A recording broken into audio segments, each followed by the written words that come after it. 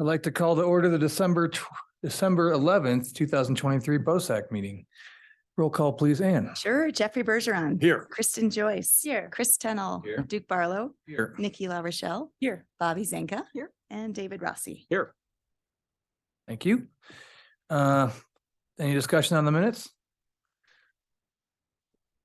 It's again very thorough. Yes. Yeah, They're great. unbelievable. Very anal. And that's 3.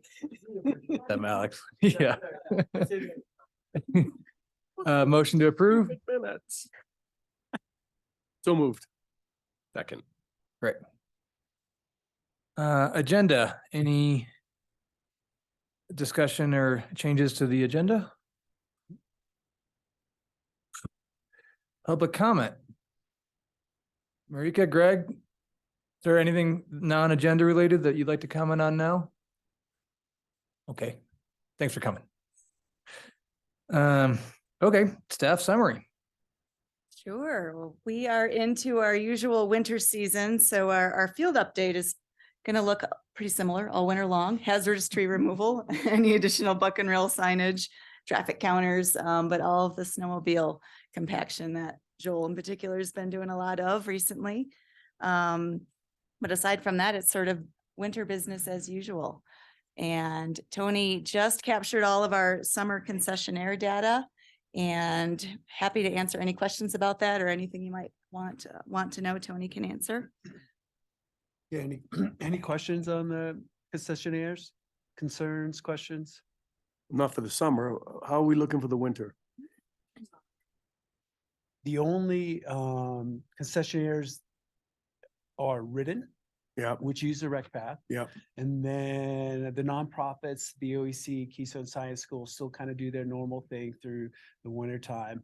And then we also oversee the Golden Horseshoe Tours out at Good Times on Tiger Road. They cross over a small piece of Town of Breck open space parcels, and they do a variety of sleigh tours, whether that's a big dinner tour, or sometimes they do like a individual romantic kind of private tour. Is there any, as far as the winter thing with the Keystone Science School, and who else did you say? Keystone Science School, Friends of Dillon Ranger District are probably the two that would do any kind of outside activities. Do we have any interest in making it kind of having a maximum number suggested on some of these tours? Like sometimes you'll show up at Sally Barber or some other trailhead, and there'll be like 2 or 3 vans with maybe 30 kids. And I don't know if anyone else feels that's a little bit too much impact on one given area, or I don't know how we feel about that, how staff feel about it. Isn't there a max already associated, like 25 for? We do not have No. any maximum or on nonprofits. So that is something we could discuss. I could get some information from Keystone Science School to see what that programming looks like and what they run those tours are, and just get some more information for Yeah. you guys to talk about. They'd have a better time, if they spread it out a little bit, you know what I mean? Yep. In other words, but it'd probably be economy of scale, be a lot easier to drive 4 vans to one place, but let's check into that over the course of the winter, maybe for next winter. Okay, I'll look into that. Yeah. And I think overall, I think it's been pretty successful, the program. I think it's a great way to monitor and manage what's going on in our open space. I think we're in a great spot with concessionaires on our natural surface trails. We're not seeing an overabundance of that. We do have 3 folks doing fishing tours on the Blue River. If we got up to that 4 or 5 number, it might be something for us to talk about. Or if we saw more companies interested in doing tours on the recreation path, I think that would be a topic of concern too. But I think for right now, we're in a good spot with what's going on. Yeah, I like that we're tracking this now. It's good to have the data to see what the impact is. So thanks for putting this together. It's kind of interesting that the most used trails are the one you listed closest to town. Mm-hmm. It's pretty interesting. Yep. I wouldn't think Bonnie Flow, but I guess so. So with the small network of trails that are offered for the concessionaires, it's just, a small network. And so they have kind of switched what they're actually doing. It's not like a full tour, but it's more of like bike skill building sessions. So you're learning how to ride a bike and maneuver a bike. It's not so much like the big loop tour, but it's more of on bike skill. And that's kind of how the concessionaires are doing that. So yeah, Barney Flow and the Wellington Bike Park. And they're just doing small little laps on those. I think it was in here. Can you remind me when we started tracking this information? I think this is the 6th year. Okay. And maybe the 3rd year for fishing we included. In the past, there was some stand-up yoga out at Rounds Park, out the golf course. That is not anymore. But that's what we've seen. Wow. Stand up. Oh, on SUPs, the golf course. Maintenance? Look at the rec center numbers. Yeah. I mean, I have a vested interest, but I love the rec center program. I think it teaches great etiquette to our kids. It's an awesome program. I'm glad we Yeah. can accommodate it. Wow. Amazing. Are we staffed enough for that? Are we ready to, for the rec center? Can we get enough people to accommodate the staffing of these programs? Yeah, cool. Varies by year, but yes. Yeah, great.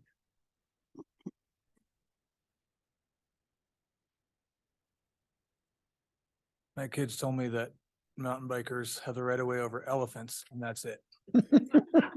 So they learned. So we keep our eyes out for some elephants. Yeah. As long as they go to South Africa. All right. Thanks, Tony. And the star of our show. Hopefully you all know Joel Dukes, our operations lead. It's always so exciting to have you here with us for our December meeting to talk about all of the amazing field work that was accomplished over the season, which is a lot. So we're gonna share this screen for our folks who are watching virtually. And this is all done on ArcGIS, so it will be available. So you can share it around with your friends and family there.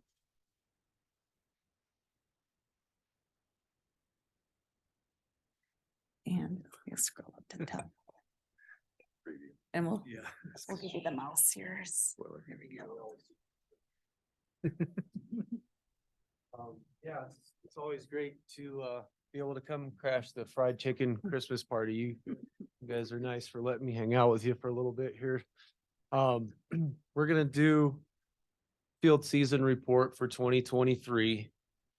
If you guys can manage, I know sometimes you have some questions along the way, but if you can hold on to them to the end, that's great. You absolutely have to jump in with something. I understand.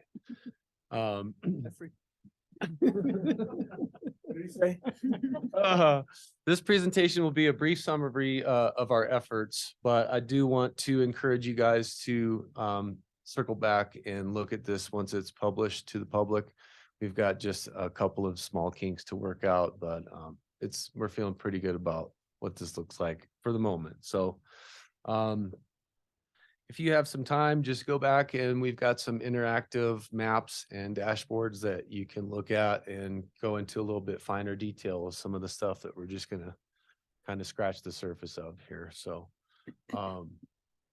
first I want to give a quick intro. Where's the cursor? There it is. All right, I'm kind of far away. I can't get this thing to behave. Seems to settle down after a minute.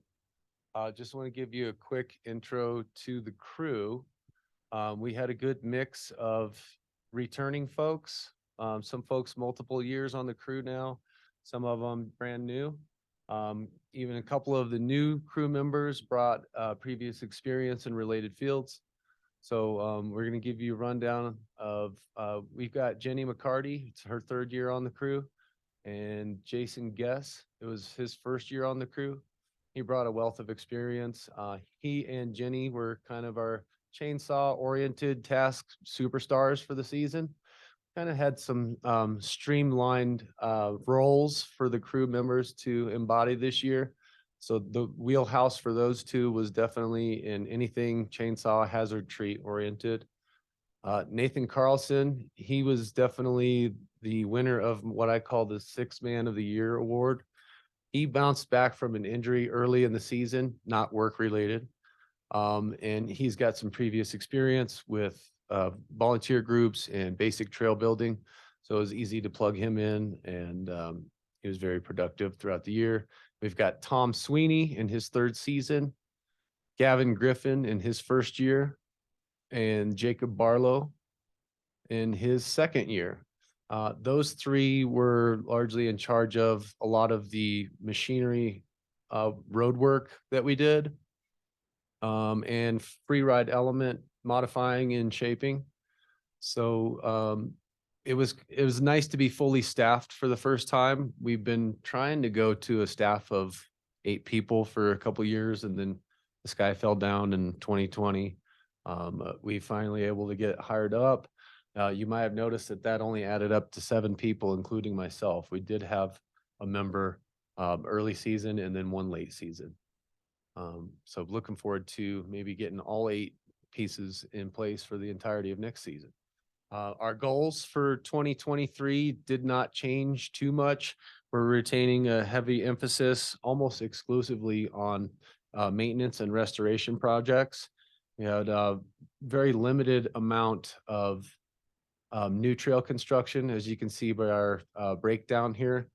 I think last year we were in right around the 90% range. So even heavier, just really making sure that we're taking care of what we have after years and years of constructing new trail. We'll talk a little bit more about each of these bullet points here as we go. Here's a little quick shot of the viewpoint that we constructed up on Mineral Hill hike only trail. We got some crusher finds and some nice benches up there. If you haven't been up to this viewpoint, it's definitely worth the trip up there. I think you'll probably get a peek at that viewpoint in another slide here. So in the world of maintenance, we are very heavy on, okay, so we have a mini excavator that we rent typically from June through September. And since we have varying degrees of experience from crew members with operating machinery of this nature, we picked out some areas that generally have wider corridors and some flatter surfaces for them to hone their skills before we turn them loose into much tighter spots and doing a little bit more detailed work with shaping berms and jumps. Excuse me. There's a shot from Prospect Trail. We were able to get a lot of stuff implemented right before the Firecracker 50 and some of our bigger races around town, just providing a good user experience for those races. So repairing tread on heavily bike traffic trails was another point. We spent a lot of time slalom, ZL, and side door. Like I said, it was really nice to kind of get them warmed up to the operation of that machine before taking on some little bit more technical aspects of trail building and maintenance. We have a quick picture of our nice new Polaris Ranger here, a little side-by-side. We were definitely able to get a little bit further out into the Golden Horseshoe and increase our efficiency in production and shaping dirt. Being able to bring our 25-gallon water tanks and our plate compactors into some spots that previously were just inaccessible or really hard to get to. So it's nice to be leaps and bounds above where we were just a couple of years ago with our stand behind Vermeer, which is a mini skid steer. And we have some mechanized wheelbarrows. They were kind of limiting in, spots that we could get to and the things that we could accomplish. So that was a really nice resource to add to our fleet. Hazard tree cutting was a huge project. You probably saw some differences on some of the trails in our network in conjunction with the forestry clear cuts that were done off of Gold Run trailhead area. near Slalom, Little Corporal and the Flume trails. They had put in a temporary access road. So we were able to kind of piggyback off of when they cut that road in and get some of our machinery and materials in there and provide some sorely needed maintenance on Slalom and ZL. And, over the last 15 years or so, we've been watching the tree stands that were decimated by the beetle kill starting to rot out and fall over. Just got a quick shot of a Widowmaker right above Toad Alley Trail and Cucumber Gulch here. So it's becoming increasingly important for trail users to feel safe while mitigating forest fuels at the same time. So we're working together with the county and the Forest Service to develop sound approach and just provide a safer user experience and promoting overall forest health at the same time. The Buck and Rail Bonanza. So one of the upsides to all of that beetle kill is it provides us with endless cheap material for fence building, which is great because, for example, we have some 20-year-old buck and rail fencing that was really starting to rot and fall apart on the east end of the interior of the open space boundary in Cucumber Gulch. We probably replaced 50 to 60 sections of buck and rail in there. We have plans to get in the west side of the interior on Cucumber Gulch and replace the rest of that fencing that's 20 years old. There's a couple of other spots that will be mentioned that involve how much, you'll just get an idea of how much buck and rail fencing we took care of in 2023. One of our key points for maintenance every year is to make sure that our bike parks are in good shape. We usually contract out some resurfacing and modifications to the Wellington Bike Park. And he's usually out there for a week, maybe a week and a half doing work. And it's a really good opportunity for us to get the rest of our crew out there. And especially if they're green and they're new to the craft of shaping dirt, provides a good training opportunity. It's mutually beneficial because the contractor gets a little extra help there too. Let me scroll down here. You guys are probably well aware of the ADA / wheelchair friendly trail and trailhead at Riling Dredge. We do have some in the near future, we've got some ADA wheelchair friendly projects that'll be happening. In addition to the Riling Dredge, we're going to have a wheelchair friendly access trail at the Breckenridge Outdoor Education Center. And we are also looking at modifying the Trollstigen Trail. Then right here, we've got Nikki and JB practicing for 2050 with a little help from his friend. We're gonna do a marathon. She's gonna push me in a marathon. Yeah, it'd be Nice. great.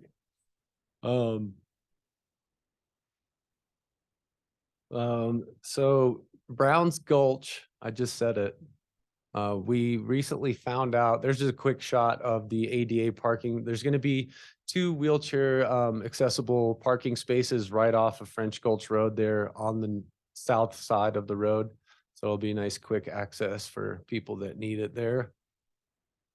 We found out that it's actually just Brown Gulch.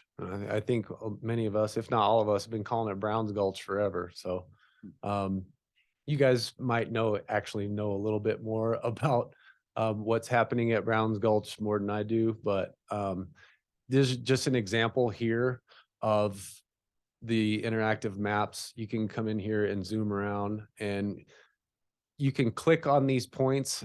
This one is fixed here. Oh, sorry about that. B&B Mines. Yes, but this is Brown Gulch right here. That's the trailhead at Brown Gulch.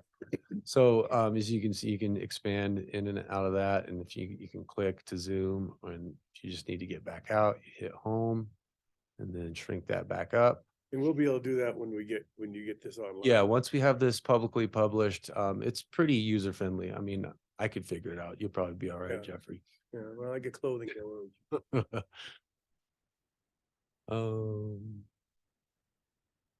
and Golden Horseshoe Road work. So in partnership with Forest County, there's just a lot of road grading work and the installation of new drainages throughout the system. If you went back there this year, you probably noticed all the work that was done. I don't know if any of you guys have been up Rich Gulch Road since they redid that, but they were able to widen that bench pretty good and put in a bunch of really effective drainages. The amount of loose rock and the narrowness of that road was just pretty scary for a long time. So it was nice to be able to drive up and down that road and have quicker access up to Prospect Road and all of our trails in that area without being really scared. We're going to talk a little bit now about our Friends of Breckenridge volunteer events. If you were to go back and look at last year's report, these numbers are pretty similar. They did go up slightly. We feel like these are pretty positive numbers and good turnouts for the types of projects that we had the last couple of years, which are, maintenance and restoration oriented. We expect, maybe those numbers go up a little bit when we're building new trail. We've seen that trend before. So between the maintenance projects and the restoration and re-veg things that we did, we kind of bookended our volunteer season with maintenance.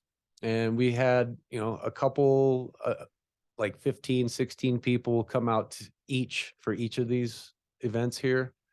June 3rd was National Trails Day.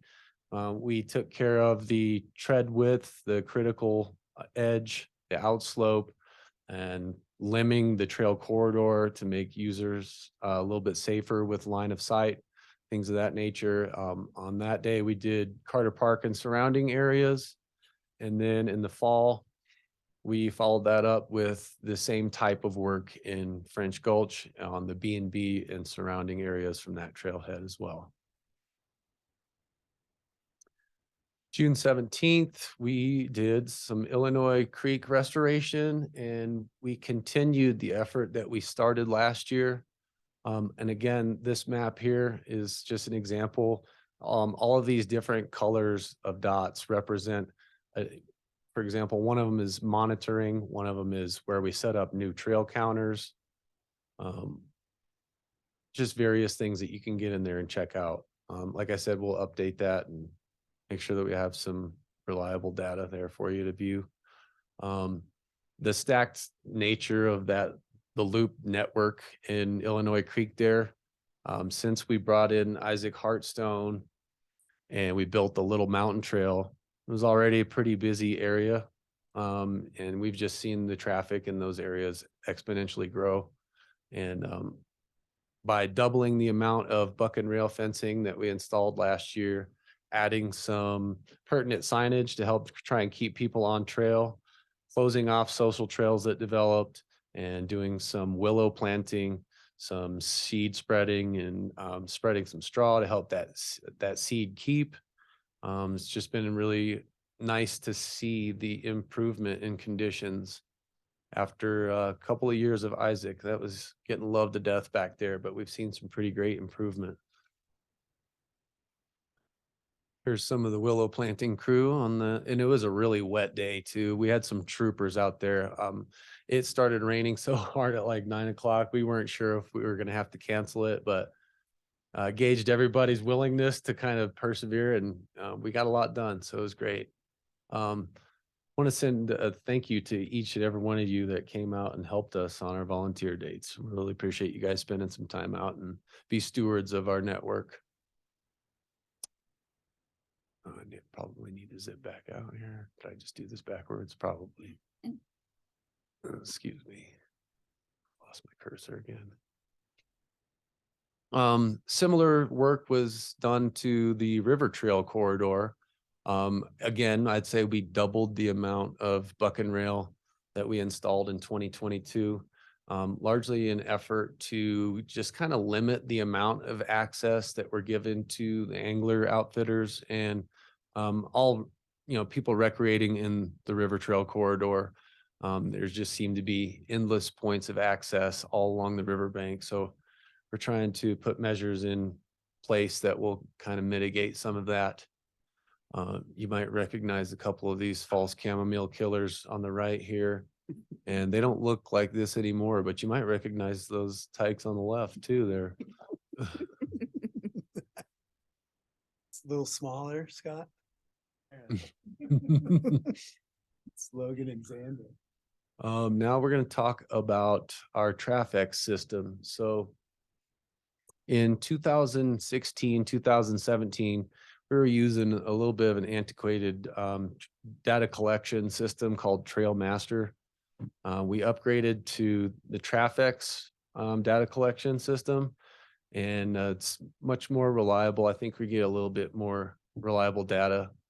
Boy, okay, just zoomed in on it. So over the last, is that Alex? I want to I think this is from a page down.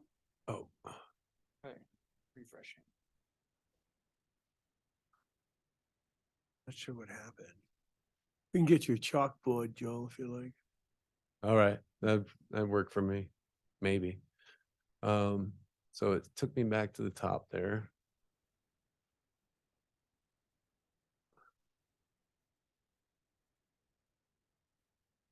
Okay, yeah, should be the first page. Might take a second for it to show up. But you guys are probably familiar with where the major access points to Cucumber Gulch are. This one here is Toad Alley, and this one we call White Wolf. It's right off of Shepler's Drive, and then the Nordic Center. And then Josie's Cabin is about right here. And then we have our Shock Hill Spur right here, which connects to the Black Loop. We did install a 14-foot gate right after the Shock Hill Black Loop intersection there, just so that we can help the Breck Nordic Center get a firm closure for the seasonal closure that happens every year in Cucumber Gulch. On the left, you'll see our opening and closure dates. And here you've got just an average daily observation. We want to note that we call them observations because the infrared beam on our trail counters, it just counts an event every time that beam is broken. So you have to kind of take into account that you're not talking about a person doing one trip past that beam. A lot of times you're going to have somebody doing an out and back. Sometimes the wind will blow pretty hard, and it might change the temperature enough to trip that beam. So it's just nice to be able to look and see that you've got a little bit more heavy traffic on the weekend, which is to be expected. And that lets us know that we're getting some reliable data. Our naturalists want to give a shout out to Ella and Lauren. You guys sat in on their report. They do their guided nature hikes in the Gulch. They also set up their So, interpretative. Joel, the big Yeah. numbers, is that Toad Alley? Yes. That's Toad Alley, and it's 250 is the top end, kind of, right? Yeah. 250 to 300 is what you're going to see on the weekends. All right. Here you've just got a linear line graph for the last 15 years or so. And like I said, when we changed our collection methods, you saw we had some unreliable data for a while there while we were in research and development. A little trial and error there. And then in 2020, you see a large spike. We believe that's largely in part to people having a little bit more time on their hands to get outside during COVID time. Slight drop, but over the long haul, you can kind of see the linear pattern forming here and the increase of overall observations in the Cucumber Gulch. Here we're just going to look at some French Creek graphs where you're going to get an idea of a few things. We're going to look at the summer versus winter usage. And what we found kind of interesting is how much the winter use has increased. I feel like we've had some pretty good early snow years. This year we were a little bit thirsty until that last system or two, but yeah, it's interesting just to see how much that winter usage is starting to rival our summer visits to these trailheads. And I just wanted to mention staff was, when we were looking at these numbers, we were talking about kind of the summer versus winter numbers and seeing that winter somewhat comparable. And we were thinking, in the summertime that you might be ride your bike through the B and B counter, but end up somewhere different. The wintertime, you might be out and back more where you park your car and you're coming back. But either way, there's still good numbers to have and see. Thanks, Tony. Yeah. So again, you just looking over the last 10, 11 years, just to give you an idea of the amount of growth and the increase in visitations that we're getting. Daily user averages. Again, we're just kind of comparing the summer and winter, looking at both B&B and Sally Barber. Stop there for a second, Joe. Can I just look at that? You bet. Definitely an increase, but also a decline after 2020. After COVID. You can see that it tapered off in the last couple of years a little bit. Nothing glaring, but Thanks. and so looking forward to next year, we're going to retain our emphasis on maintenance and make sure that we're setting foot to every trail and taking care of the network that we spent so much time and so many years building up. We're probably going to dive a little bit deeper and work with the county and the Forest Service on pinpointing some areas where we can take care of some hazardous fuels and make sure that we're keeping our trail users safe. I mentioned the wheelchair friendly trails that we're going to be completing. And then finally, we have constructing some new bridges. We're going to put some bridge bump outs on the Riling Dredge Trail to accommodate the wheelchair friendly access getting across French Creek. And at the same time, we'll go in there and probably replace another 50 sections of buck and rail that's 20 years old that surrounds the interpretive site at the dredge boat itself. The river trail, we're going to replace that bouncy bridge. And we've got a couple of failed bridges on the Warriors Mark Trail down near the, what is that, the Silver Queen lift? That's a bouncy bridge. Silver. What is the bouncy bridge? It's right below Blue 52 neighborhood. It bounces? Yeah. On purpose? Yeah. Good. It's, I think it's what, 30 feet long, maybe even longer, 45 feet long. Really? Yeah. Yeah. Good for the kids. Single beam. It's got some bounce to it. It'll And- remain bouncy after you fix it. See, I think the idea is to minimize the bounce. Oh, so that wasn't by design? No, Oh, okay. Oh, okay. I like it. I think it's fun, but maybe not the safest. So, but again, that's kind of what we've been up to in 2023. That's a little bit of what we've got on deck for 2024. If you guys want to ask any questions, I'll be able to answer as best I can. And thanks for letting me hang out with you guys tonight. Appreciate it. The parking going to be done at Riling, the ADA parking? What's your guess that, and that'll be really finished?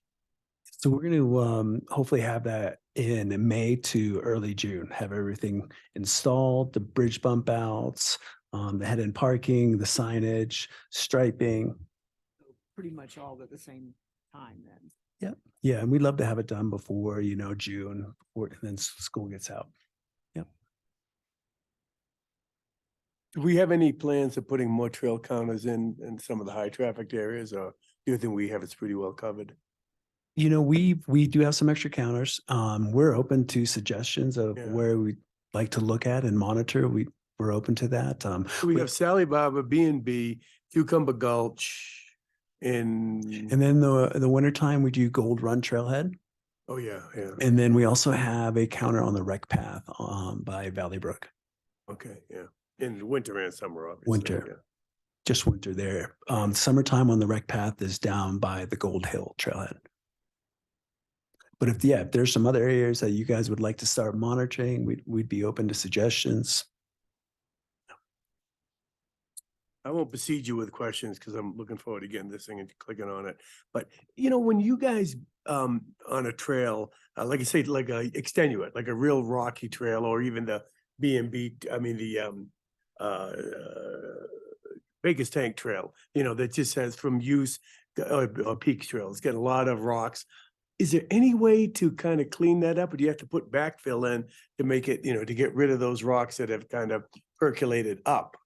No, we can do some measures for in that regard. What do you do? Like on mini mine, Mini mine or extenuate, is yeah, that? it's like starting to get a little bit cupped and troughed out. Yeah, And, you know, without widening the actual trail corridor too much, we can knock off some of the critical edge and then get rid of the loose material to give it a little bit of outslope and a little bit more long-term sustainability. I'm more talking about the trail, the trails that are rocky, that the dirt between the rocks have kind of sunk down and now Yeah. it's more, is there anything, that's something you almost have to use heavy equipment or how?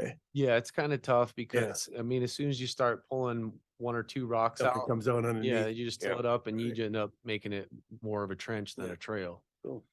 So it can just be tough when you're dealing with a really rocky pitch. Yeah. I have a question, if that's okay.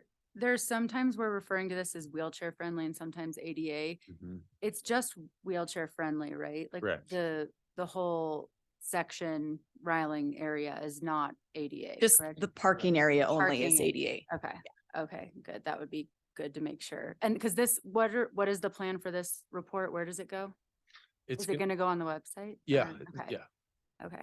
That'd also just be good to make sure Just- we clarify that so people don't think they're going to a Yeah. full ADA. We trail. wanted to get it published before doing the presentation, but we ran into just a few layers that need to be tweaked before it will allow us to.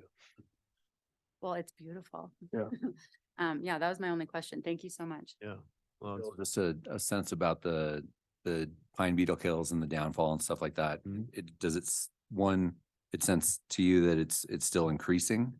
Like there's more that you're coming across? And then I was also curious if there's like particular zones that are problematic. Yeah, so that's a good question. And it's because like even after we just finished doing these clear cuts on those parcels near the flume trails and slalom, Yeah. what we're finding is once you clear those out, then you get a whole new set of issues to deal with because you get a lot more live tree blowdowns because they don't have the windbreak from the old dead tree stands. Okay. Tony and I spent an entire day just we didn't even finish the entire route because we were just getting new blowdowns.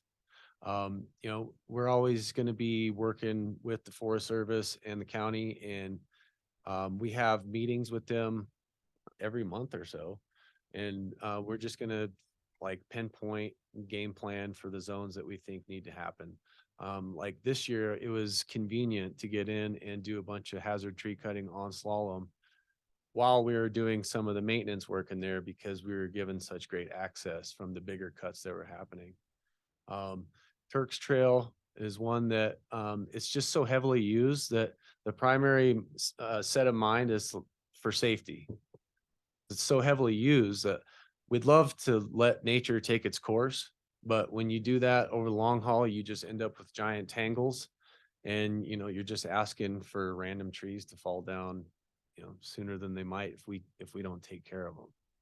Cool. Yeah, just my sense was it seemed like there's less in the last couple of years, but I don't know if I was just getting lucky and riding the right trails or you guys were out in front of it on that one, but Yeah. But- Well, this is the first year that we've really been able to get ahead of a few hot spots. And we're looking forward to kind of beefing up that effort. yeah, that's a lot of work. Good job. Do any trail clearing in the winter? Usually just, Cutting deadfall down in the winter? yeah, usually just whatever the 6 or 7 miles of trail that we groom for fat okay, biking and yeah. snowshoeing, That's what you, mainly just getting trees, because it's a lot more work when you're cutting in the snow. yeah, yeah. You know, once you get to mid-season, it's like you could spend all day getting rid of 3 trees.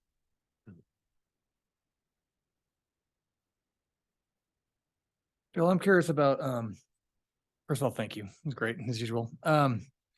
Just specifically the free ride bike park that after a summer of having that thing, built and open, and I know it doesn't get near the traffic that the Wellington one does, but like in terms of maintenance for that one, did you discover that that's going to be labor intensive or is that going to be On the 4 o'clock free ride? 4 o'clock. I think Okay. that's called free ride, isn't it? Yeah. Yeah. It is. Okay. Yeah. Just wondering like your takeaways after that thing's been open and used for a season. Yeah, so late summer, we found that the revegetation effort was working really well. We had to go in and pull a lot of false chamomile out of there. And you know, that creates some compaction issues because when you start to get big clumps of Yeah. false chamomile, it's like it just takes up a ton of dirt with it. Mhm. And you can't really just snip those, you know, you have to pull them. And if they've started to flower, then you have to bag them. We do kind of have a drainage issue to contend with in the center of that free ride course. We just haven't had a great way to shed water in there. And it has compacted and it's a little bit easier to maintain because we've done away with all of the wood features in there and it's just all dirt. But yeah, I think we're gonna be looking at figuring out a way to get some positive drainage in there because it just kind of collects in the middle. Yeah, and Duke, that's a good question. But when we designed that, we did everything really soft, so we would be less maintenance. Because Cool. just with the amount of use that would be up there, we didn't want to spend more time maintaining this than it was actually getting used. Yeah.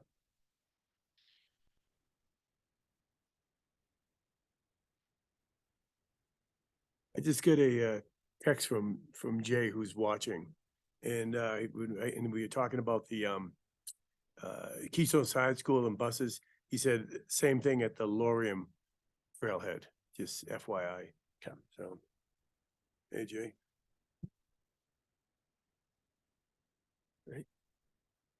Thanks so much, Joel. Yeah, thanks. I'm sorry. I saw someone post something about grooming and the rec paths. Like there was a map, I think that was posted today or something. Is that just as easily accessible, the information for the grooming of the trails? That's not actually the bike path, but like Gold Run Road and what you do plan to groom. Is that mapped out and available to the public? Yes, we do have trail condition updates on our website Okay. for those Gold Run Okay. trailhead. Are they maps or are they just like, Yes. okay. So what they are, the trail names, if you go to our open yeah. space winter trails, because you can click on the trail that will take you to, Okay. I think they're all linked to Mountain Bike Project.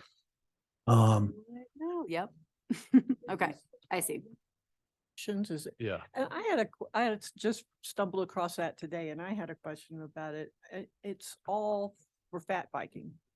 Do we not do anything similar for snowshoeing, cross country, that sort of thing? The trails that are on that page are probably some of our just more popular every user day trail, whether that's a fat biker, cross country skier, or hiker, But it walker. just refers to fat biking. The fat biking are noted with a bike symbol. Those are trails that are preferable or better to ride. And so those trails are marked with that bike symbol. And depending on what color that bike symbol is, gives it a compacted surface or less compacted, or I think if it's black, please use another trail. Yeah, and they are mapped for the summer routes and those can deviate a little bit for the winter time. We'll cut some corners just to avoid having to shovel our lives away because in open areas especially, it can get real wind loaded and drifted up. So you might find that the winter routes deviate from what's on the map a little bit, but nothing too crazy. Yeah, we try not to. Where do I go to look for information on what are good snowshoe or cross country trails right now? That page would be a great option. But what it tells me is these are great for fat bikes. There's 3 or 4, maybe 5 that don't have a fat bike symbol next to them. It's the I color. want to go on a trail that doesn't have fat bikers on it. Is that what? There isn't such a thing. But I would like, if I'm looking for snowshoeing or cross country, I'd like to know that this particular trail is either good or not good for it. And right now I can find that they're good for fat biking, but doesn't say anything about whether it's Okay. good right now for Snowshoeing. or good right now for cross country. Post holing. Right, yeah. I think I have the Nice to answer know before for it that. happens. You got it, Alex. It's based on the color of the text on where it says FB. You see how some are black and some are green and some are blue. Mhm. So any ones that's black says that's not recommended for fat biking. And then the green is recommended and blue would be like, so it does give you kind of a Alternate. breakdown of any of the trails that are in black text for where it says FB would probably be a good option. Okay, so you have to interpret it that way. When I looked at this, I just saw, oh, this is all about fat biking. Well, It doesn't, And clarify it. yeah. Yeah, we'll take. it'd be nice if maybe on the, if when you click on the fat biking trails, they could have like kind of a drop down with the fat biking etiquette. Mhm. And on the same note, that the fat biking event that they had on a trail system the day after pretty soon after the snowfall. Yeah, I know I really appreciate you reaching out to that guy, but that's something we gotta stay in top of. Yeah, yeah, and Lee they went out and rode that morning and there was only an inch of snow on the ground Yeah. when they left, and then that storm moved in earlier. But yeah, he was very He's just forthright and applied for the permit. We Good talked stuff. about etiquette and And I texted you like after hours, and I appreciate you getting back to me. yeah, no worries. Sorry, I've been drinking. But yeah, thank you for getting back to me. Yeah. I do think with the fat biking, Bobby, it's better to have more information to know if you can go on this trail or not compared to, snowshoeing or hiking. It seems like you could just go on any trail you wanted to. And I think that's maybe why that page is geared a little bit for that information, because with fat biking, you are limited to a compacted trail compared to snowshoeing or hiking where you could just go wherever you wanted to. But we can look into, yes. It would just yeah. be helpful if there was something that acknowledged that here's a place for information for snowshoers and cross-country. For people, all. Yep. Instead of, even if black FB means not good, that still is saying not good for fat bikers. Tell me, does that mean it's good for me? Right. Great points. Yeah, these are entirely snow condition dependent, right? Like and what I mean is like, there's no trails on here that would stay. I'm trying to think of something that would be tricky, like is Mineral Hill on here? No. Anyway, there's nothing that you would be recommended against fat biking because of the terrain. It's just because of the snow conditions. Correct. Got it. And where are the groomed trails list? Oh, never mind. Right at the bottom. Yep. It was paused. Thanks. Bottom of that page, there is a fat biking etiquette sign on that page as well. I don't see anything about elephants on No, this yield nothing. sign though.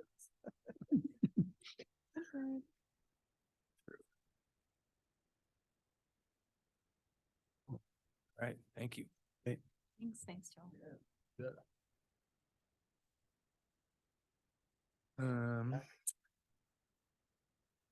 We have a couple other matters. Jeffrey, you got any council matters you want to bring up? Not really. We talked a lot about what was happening with the BGV. I think POSAC is gonna have to put our heads together, figure out what we want to spend that funding on, if and when it comes through. Talked a lot about what we the acquisitions that we might wish list, and we have another meeting tomorrow. So that'll be the last meeting for December. So nothing that really pertains to open space, really.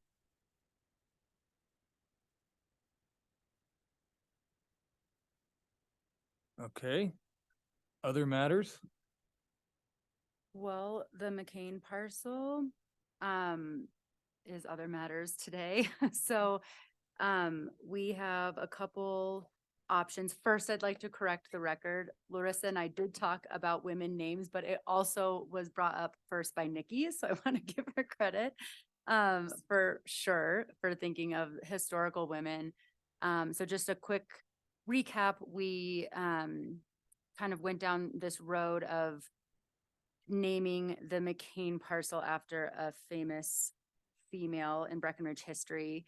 And we have a few options. I'll just read them for the record because I didn't get them into the agenda.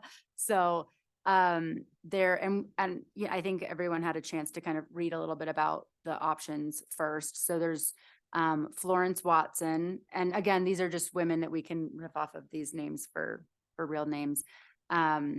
Moved to Breckenridge in 1885. She was a poet, advocate for women's suffrage, and a writer. And so that's Florence Watson. There's two other women, Helen Rich and Belle Turnbull, which they go hand in hand. Again, thanks to Larissa for kind of pointing me to some articles about all of these people. This is a duo that arrived in the 1900s. They got to Breckenridge in 1939. They lived together through the Great Depression here. Their house still stands on French Street. So based on the photo, I cannot find it. So I will be looking. It's still, is at the library. I read it. You did? Yeah. Oh, interesting. Yeah. One of them Before wrote a all book. this. Yeah. Oh, cool. Oh, that's awesome. Yeah. So I think those are my two tops. The others, there's a woman named Agnes Silverthorne who has a really interesting background, and she actually got here really early, 1860s, but I think it's confusing to name something Silverthorne in Breckenridge. So not my first choice. And then Kathleen Briggle, who was a teacher. But I think that there's the most that I can find, the most information and kind of the most interesting on the first three women. So something like Helen Bell or the Florence Watson Open Space or Florence Fields or something like that. And then I'll hand it over to Nikki because she's got a couple other ideas that are not related to historical women that are also really good for this parcel. So I'll just I guess we couldn't name it Hell's Bells after Helen and Bell. I mean, anything's on the table, Bobby. I'm not the It's rule maker. When Kristen tasked us with thinking of these names in the summer, I just looked at a big map of mining claims, and I am compelled by how many really cool mining claim names there are. But funny enough, we've been thinking about the Little Daisy parcel, but I think that name, I guess I should say, I just was inspired by how warm and fun and inviting that name would be. Little Daisy Open Space. I think it being adjacent to the Soul Center's pretty clever and appropriate. So I just really like it. And I I'm think it's whimsical. yes. And Yeah. So I'm just pitching it. Chantilly. Chantilly. The trail actually starts there. Just a massive. I will not entertain that. Head will explode. So Honestly, that would be kind of a pretty name. I'm not doing it. So yeah, I just wanted to have a conversation if people have, if they have ones that they like the most between Helen Bell Open Space, Florence Fields, Florence Watson Open Space, the Little Daisy Open Space or Little Daisy Basin. Those are kind of the main ones we're kicking around. And our understanding is that this goes to council afterward. And so we'd probably like to put forth maybe a favorite and then a few alternatives or something like that, just in case any of these offend anybody. Another thing there's two other things just to keep into consideration with these is one, there will likely be some sort of trail also on this parcel. So anything that we don't come up with can be a contender perhaps for a trail. We are also talking about how, and I think I mentioned this last meeting, that these were all women likely of a little bit more means than some of the other women that were in Breckenridge in the late 1800s and early 1900s, because they, for some of them, were married to men of stature and got published about in the paper. There's records of these women. There's a lot of other stories about some of these women who had way less means and were just not published in any of the newspapers. So it's a little bit trickier to track down their stories. And so we were thinking, down the road, something like an interpretive or something for just like what it was like to be a woman in the late 1800s at a mining town. Say something about that Yeah. with regard to Hell's Bells. Yeah, They were not people of means. They were That's true. both workers. that's true. And they survived on their own without a rich husband. Yep. So I think they're in a different category Yep. than some of the other names. That's a good point. That are more easily found. Yeah, that is true. That kind of Who's Hell's Bells again? Helen Rich and Belle Turnbull, they were here in they got here in the They were a couple? 1930s. No, allegedly, don't they know. were friends who lived together They were about a They were- decade apart. Oh, well. Yeah. He was a chicken hawk. You know Yeah. Yeah. Why don't you tell us about it? Yeah, and they were kind of, they were writers and creatives, and they lived together because they were here during the Great Depression. So it was a tough time to be here and a really tough time to live alone. So they kind of went hand in hand. And her book, Willowbender, really did explain to me a lot about early Breckenridge Yeah. and the impact of the dredges and, how hard it was to live here. It's a really good book. I recommend it. That would be a good one to read. I think what's interesting about these two options is Florence Watson was here way earlier, like 50 years earlier. So it's much more about the beginning of the mining days, what it was like to settle a town. The Rich Turnbull selection is interesting because it was still mining town, but it was also, they lived up until the point when they were starting to see skiers come, and it almost, about to be a ski resort. So there's kind of, it's a different point in history. Neither is better than the other, but they're pretty different decades. So what we want to honor. Yeah. Thanks for doing all this research. This is great. It was really good. Yeah. trivia. Yeah. I know. I could do my own little trivia about Hell's Bells. I don't know. So does anyone have any, and Nikki's is, I love her whimsical idea of Little Daisy is a lovely name for something that goes up against the soul. So there's a couple options. We can also, as I said, think about some of these if we do a river trail, anything like that. So we can always keep them in our back pocket. So the plan is to give 2 or 3 suggestions to Yeah. council? Yeah. Yep. And if we have agreement, we can give one with some alternatives, or we can pick it to you guys to decide. When we ride, Ellie and I ride all over the place, all over the country. And I love kind of the more silly names, like in Vernal, there's Jackalope, there's Mo Hose, because they use a lot of hose. There, it's just all these kind of cool names, Moab, Falcon Flow, Quanzo. I mean, so the 2 names that resonate with me are Hell's Bells and Little Daisy.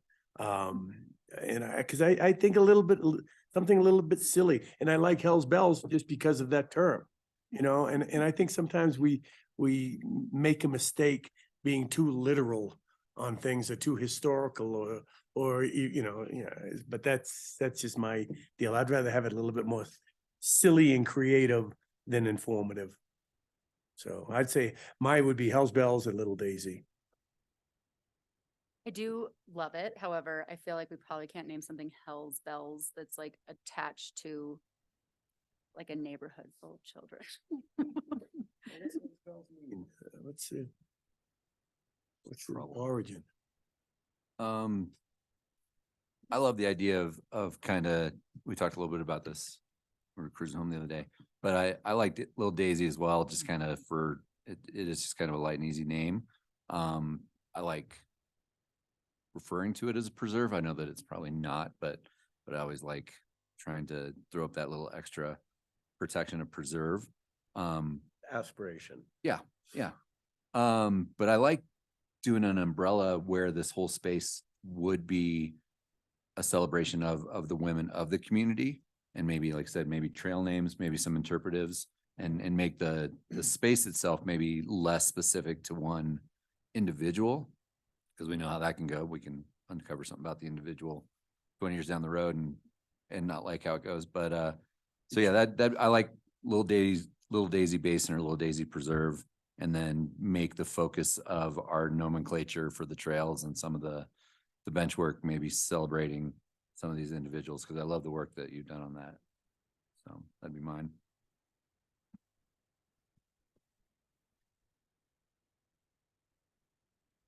I think Chris has a great idea. I really like it. I like when we. What was his idea? What was his idea? Well, it's when you realize somebody's a listening little the first bit couple minutes, challenging so. 20 years later. Oh, like John yeah. Wayne. You're right. Yeah, or yeah. Thomas, yeah, all the founding fathers. Hell's Bells would be like a great downhill biking. Yeah, you know, I just Trail. looked it up. It is, 'Cause we should keep it What that. is it, Jeffrey? it's kind of a term originating in England.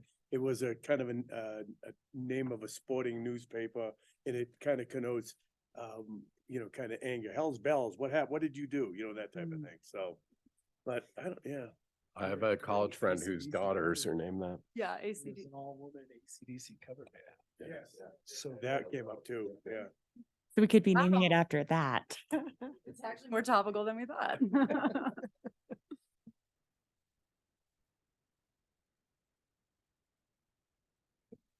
I like the Little Daisy Basin or Preserve. I don't think it should be open space. You know, if we go that route, just, I like that it's designated as a river basin or like Chris's idea, the preserve. And then, yeah, my number one choice would be Chris's suggestion, which I know Nikki and Kristen, thanks for making it happen. But I like thinking of it that way where Chris's Daisy open space. yeah, let's call it Chris's Daisy. But then, yeah, you know, we're gonna have lots of, hopefully we're gonna have touch points on the river and like we've talked about, and trails and opportunities to highlight some of these women in the history Mhm. within the Little Daisy Basin. We could even name a trail, Willow Bender. Ooh, I like that idea. That book name, I like that a lot. I have one every now and then. You could. It is at the library, yeah. Cool. What's it called? Willow Bender? And is it poetry? Is it real No, writing? no, it's a novel. Yeah. Poetry or real writing. It's all this music. I like Chris's idea too. I think we could also just kick all this up to council. It's not an overwhelming amount of information to see what their take is, but Willow Bender's great, Bobby. I like that as well. So maybe Kristen, you could write a memo. Oh my, Or just some I sort of- thrive in the memo space, so. Yes, So but much work. I think we're onto something. And I do wonder, Jeffrey, you and I talked about this about a more modern woman to reference as well. So maybe if we're trying to collect a few more women as trail name options, we could think of even Yeah. as you pinpointing different eras of time. That could be interesting. Ruler queens. Sure. They're always somebody important in our community. But is Hell's Bells woman, right? Yeah. Oh, no, Turnbell. Turnbell was. Heidi Anderson. Yeah. Well, and Helen Rich, there are two women at the Oh, same she time. would love that. They're the most- okay. Did you hear that? What? You should hear what Mark just said. What did Mark just say?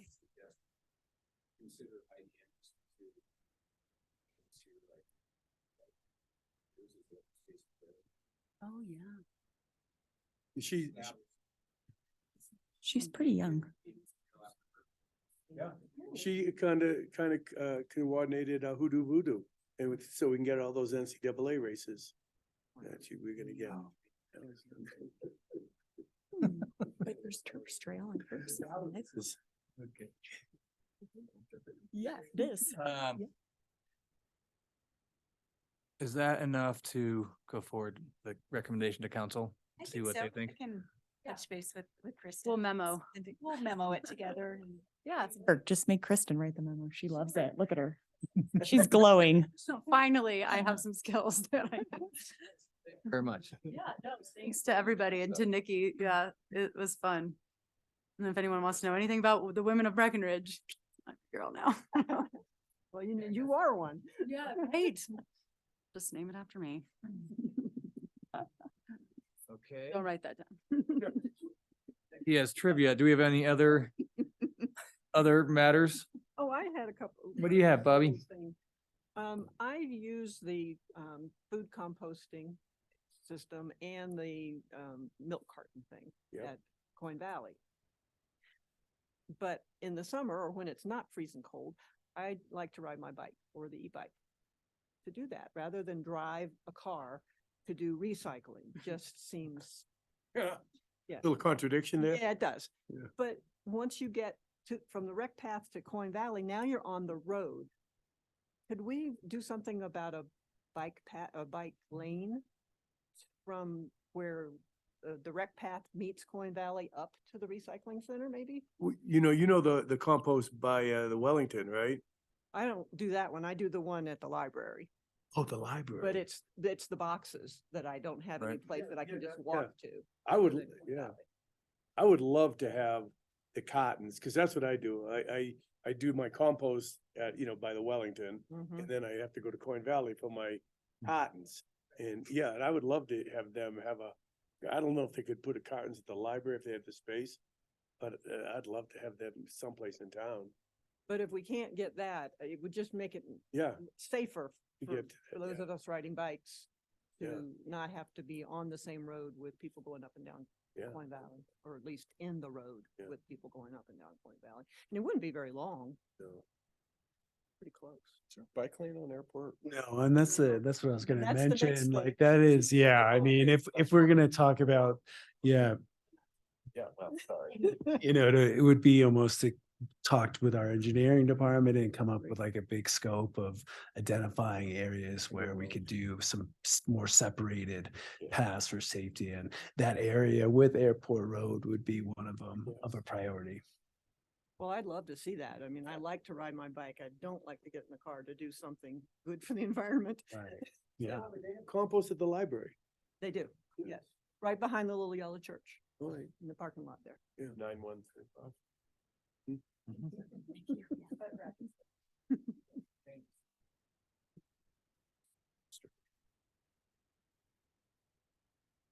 Do you have other? Nope, I think that was, we'd already discussed about that particular, website page, and then. Yeah. Thank you. And then I had one thing that I wanted to talk about and see what you guys felt about the avalanche sign at the B&V trailhead. If we worked with Summit County Open Space and they agreed, was that be something that you guys would like to maybe move to another area that would be more beneficial possibly? I would. Yeah. I think at the time when we put it out there, we were just being super cautious and at that time period, but looking back, we could maybe work with Summit County Open Space, CIIC, and see if that's something that you guys would like. 'Cause I know it got brought up. Where else are they Yeah. located right now? There's one at Ooh. the turnaround at Sally can- Barber, DeLorean, Thorium has one? Baldy, Yeah, Peaks Trail. Big Trail. Trail. Yeah. But yeah, just more of like that presence at the B&B. Yeah. It Wanted- cheapens the message. wanted it, or We had concerns because, the one trail to access Baldy is really not even a legitimate trail for people to use that would put you in that avalanche zone. So. If and we I- do, oh, sorry.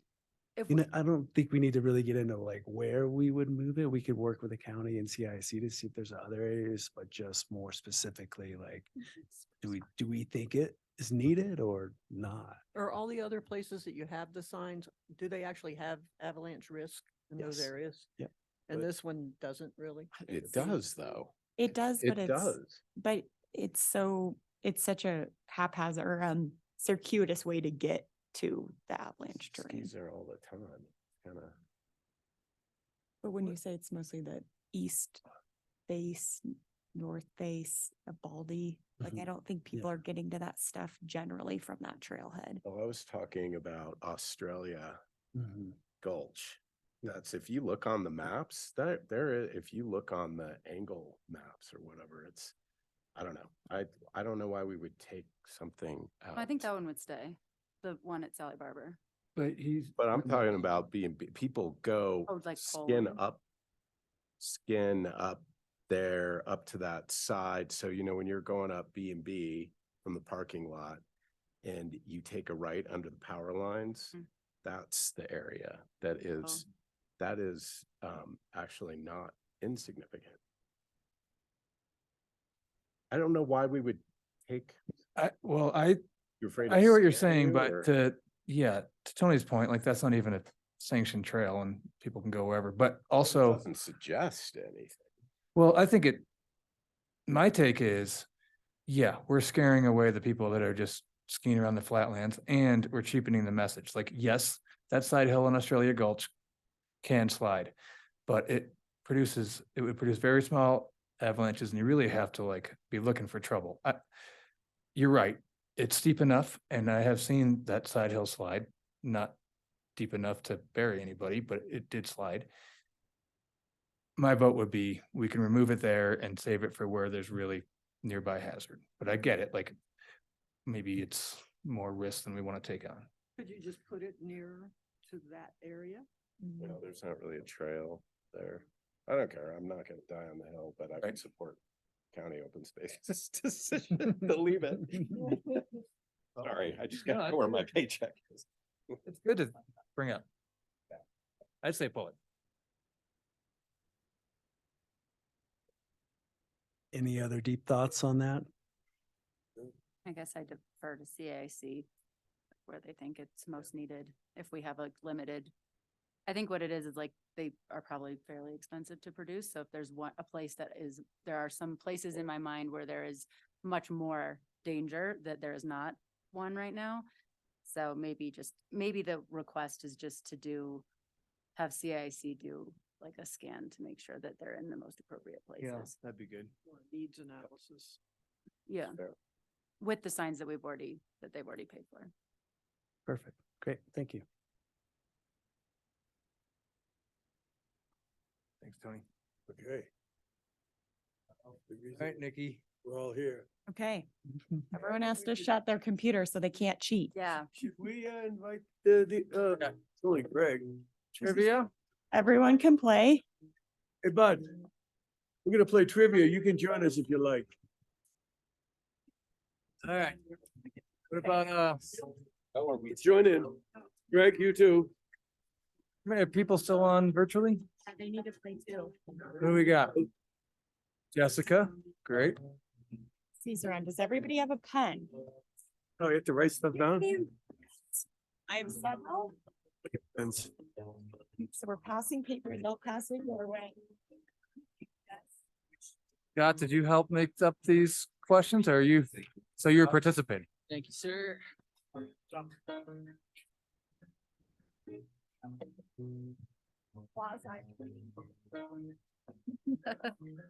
Oh, I knew that.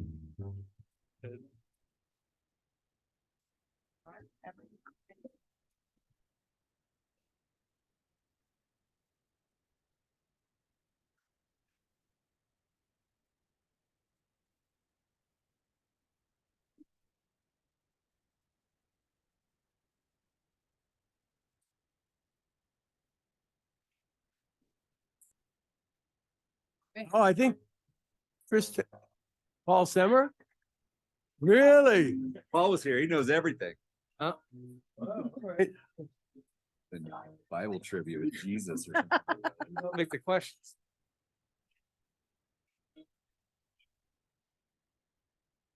Guys, I really up my game together. Oh my gosh. Slides? Whoa, holy smoke. Is this cash prizes? Can I consider this a college course? Yes. Have a piece of paper to play. Yes. Does everyone have a paper and open it? I need a pen. I might have one in my back. Yeah. Check. Very excited about this. Yay, we are too. Right. Oh, what's that? Post that? Yep, there she was. Okay. I know it. Who is Tony Overland? Oh, that was funny. Okay. That was a trivia question. I get business. Yeah. Six. Yeah. I thought that was Jeffrey Epstein. Gotta give a shout out to Jordan Mead, Heidi. Like, colleagues.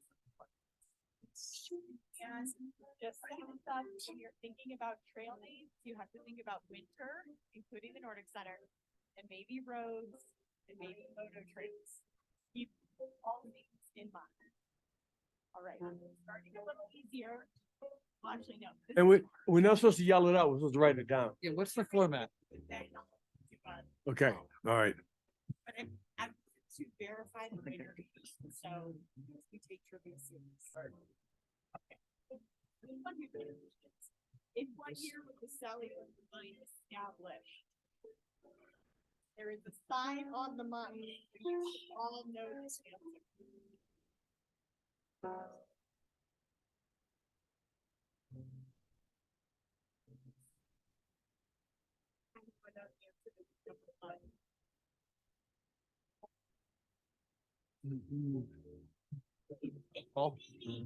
That was, Maybe the right decade. that was 1879. 63. You were.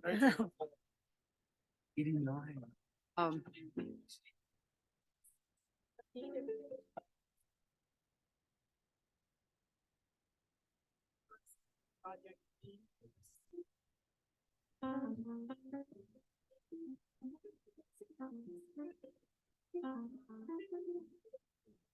Not easy to let them go.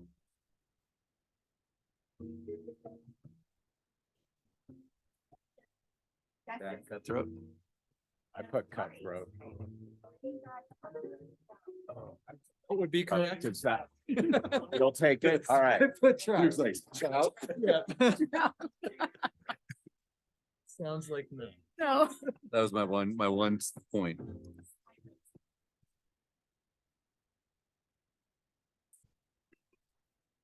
He's good looking. Next guy.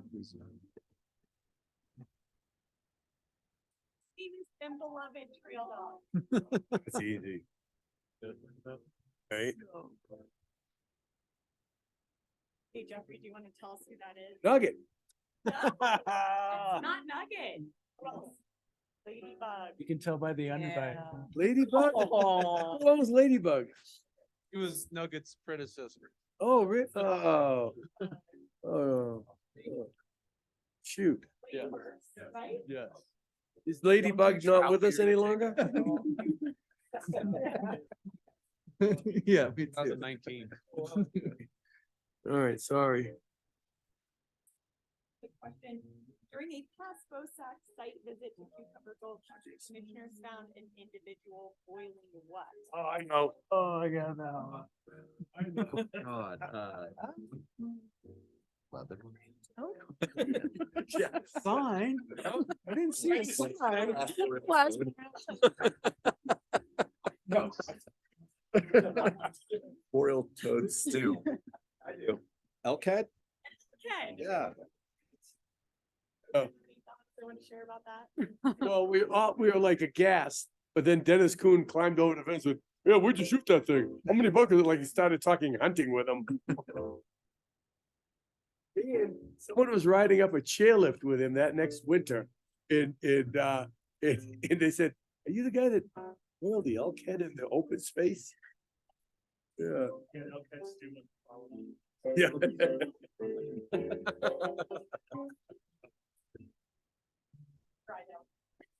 That's what we could call the open space.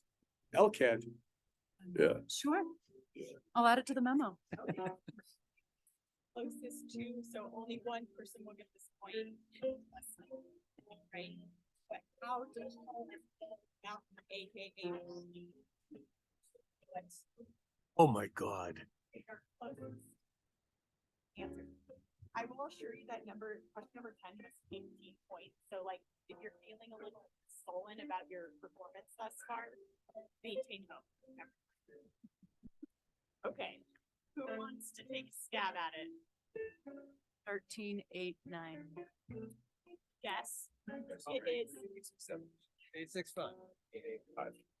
13, 6, 8, 4. Wow. Whoa. Oh, not even close. At 13, 7, 8, 9. Anyone closer than Tony? 7, 8, 9. I'm not closer. 8-1. You get that point. Price is right. Tell him what he wins, Bob. No. All right. Wow. You're right. Okay. This is it's getting more intense now. That's all. 6, I'm gonna show you the lines of 3 different trails in our network, I love and it will say the trail length. And there's 3 of them, they're all long trails. So your task is to identify what trail it is. So you can. Rec path. Man, that's a tough one. Okay. Ooh. Oh, I heard that. For a moment and Grass then we'll there. see if anyone thinks, take a stab.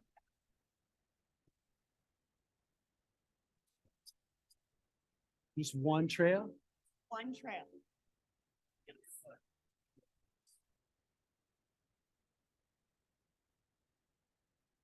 Might have been too hard. That'll throw you back.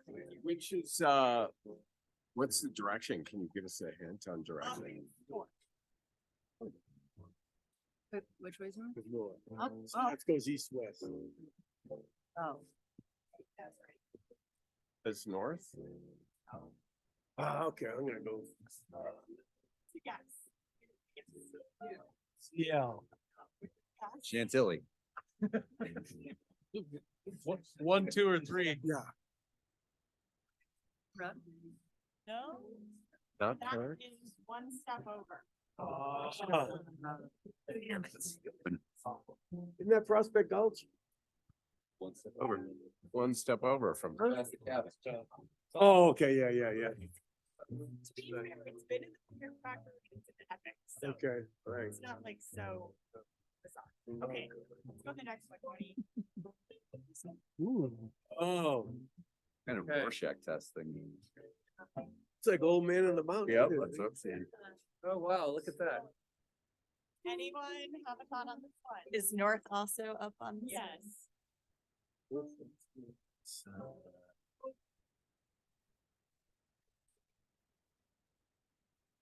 Is it just one single trail name? See, it was confusing because you think the up and I know down what is it is. elevation, but it's just how it meanders. Think. It's not Colorado Trail? Westridge? Oh, Second time. good job. Great. Philip Rodney. Look at that trail braiding there. Can't see the whole trail. It's actually my greater file, David. Gets grading going on up there. Yeah, what happened to? And Are those features? Yeah. Falling asleep. 4 miles. this one, I got it.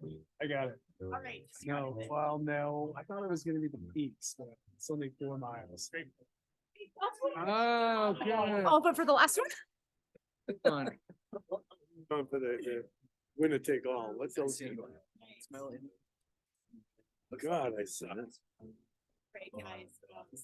That was fun, right? That was really fun. Okay, number 7. Oh, that was all one. Persistent.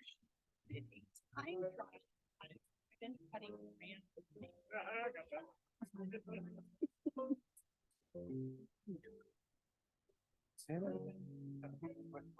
Persistent included a time trial at its ribbon cutting brand.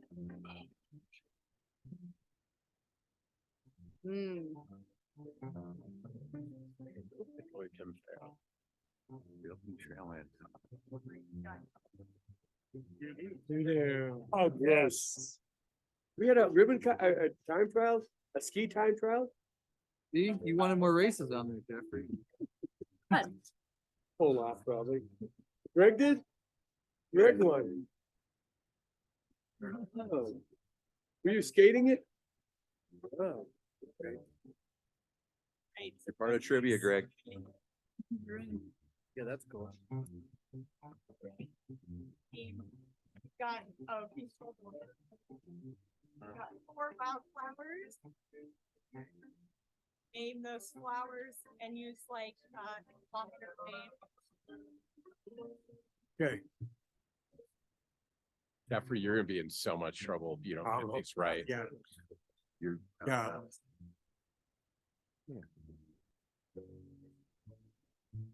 Could you expand 3?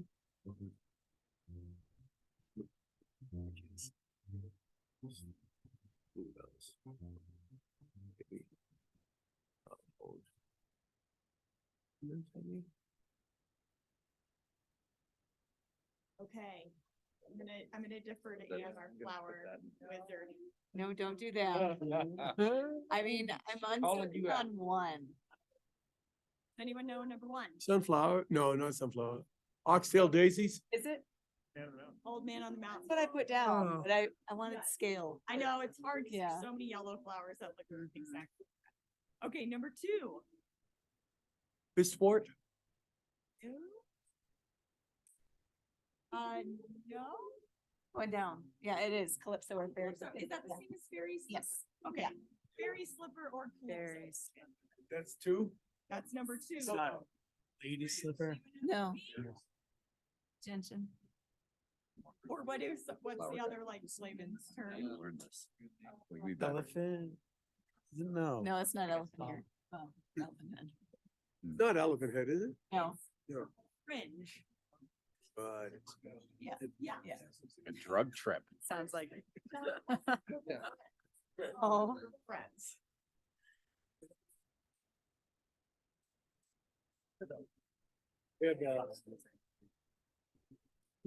Those are my yard. Oh. It's a fever. It's really a fever. Yeah. You're having so much fun. Mhm. Okay. Yeah. Gauge, right? Oh, God. No one knows the number.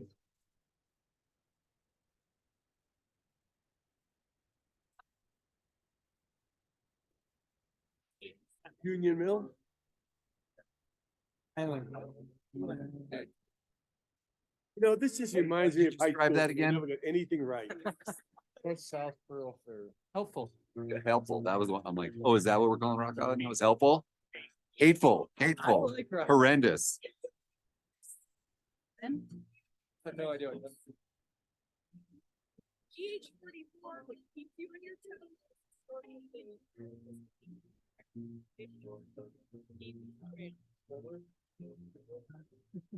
Wow. Didn't miss a beat. Is it 44?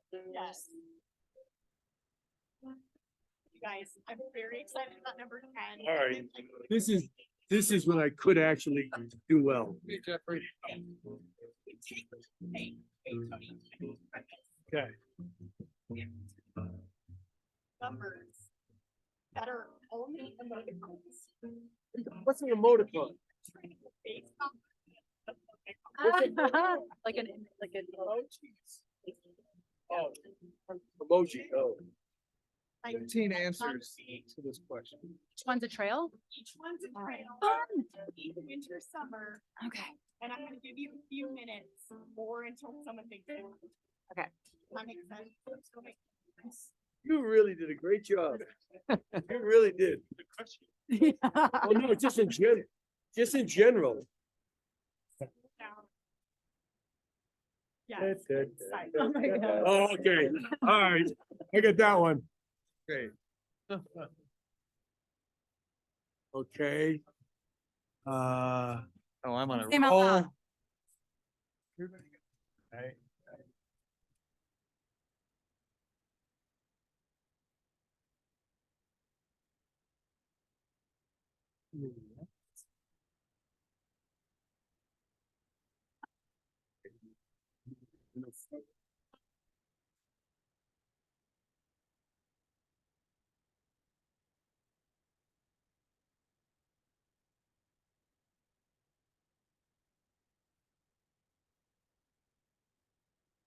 So fun. Yeah, that's great.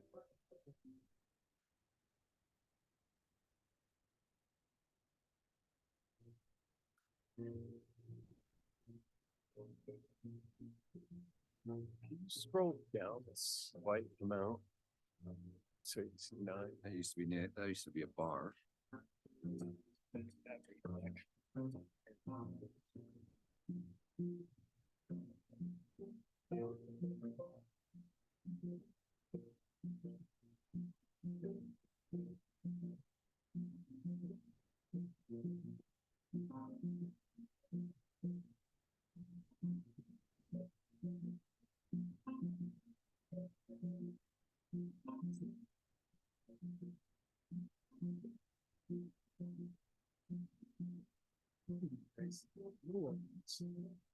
don't know all of them. I don't know anything.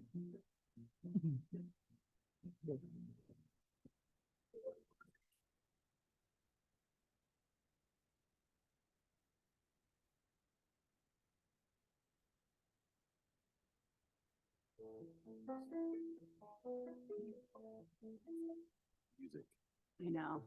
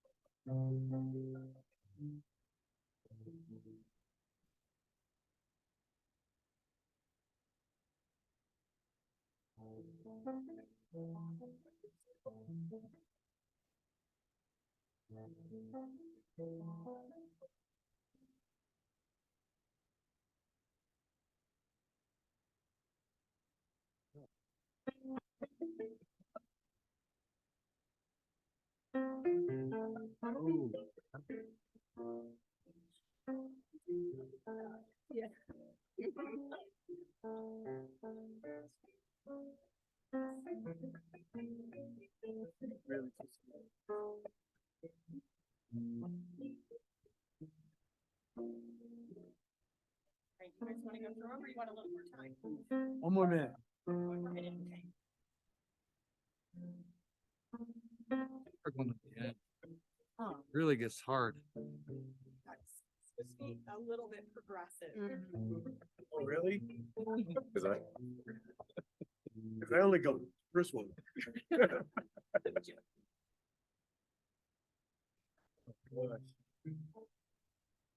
Oh. Number 6.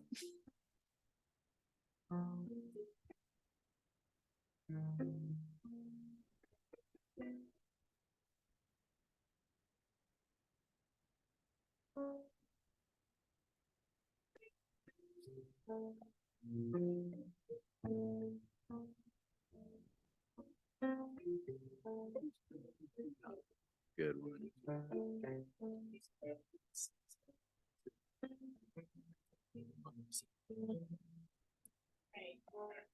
Go through it. Come on, Jeffrey, you know just one. Interesting. Number 2. Horse queen. Bloody knuckles. This is fun. Hard luck. That's a good one. Moonstone. Nightmare on Baldy. I literally put Turks. Okay. Turks. That was good. We all One step over. Rock Island. Hold down. Baker saying. Oh, wait, what's it? Oh, tank top. That was a good one. That was like, Yeah. whoa. I got that one. It's. Buffalo Flats. Oh. Buffalo Trace. I'm thinking about whiskey. I don't know, I knew what it was. American Way. Go for it, shit. Yeah. That counts.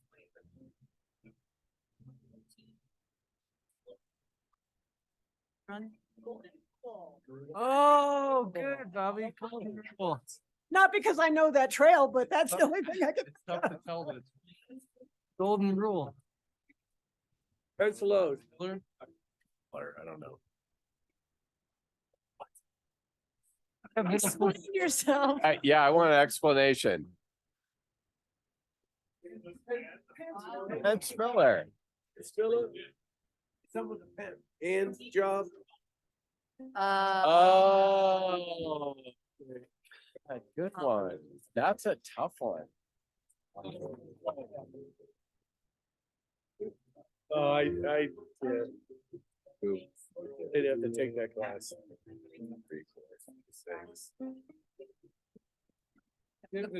I love the Probably humility Joel. too.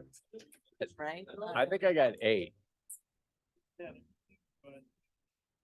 I think it counts as 1 point. 1 point, if you get all of them, right? No, 1 Or- point per trail. The- That would. No, I think it was, Points. oh, maybe it is 15 points. Would this question 10 be worth 15 points? I got like 10. I marked the ones that I didn't get up. 12. 15 points. 10 and a half. Yeah, I only got the half point for troll Stevens instead of troll 3. I got 9.5. Oh, you got a point for Turks? Oh, good. That gives me, Like 12 and a. I got 12 and a half. I'm scared of Turks. Yep. Yeah. Well done, Joel. We all won. That was fun. Wow. All right. Anything else? Yes. Yeah, come on back, Joel. Fried chicken and trivia every month. That's BOSAC. That's what everybody wants to be on. Okay. Before we adjourn. Thank you, Nick. Appreciate it, buddy.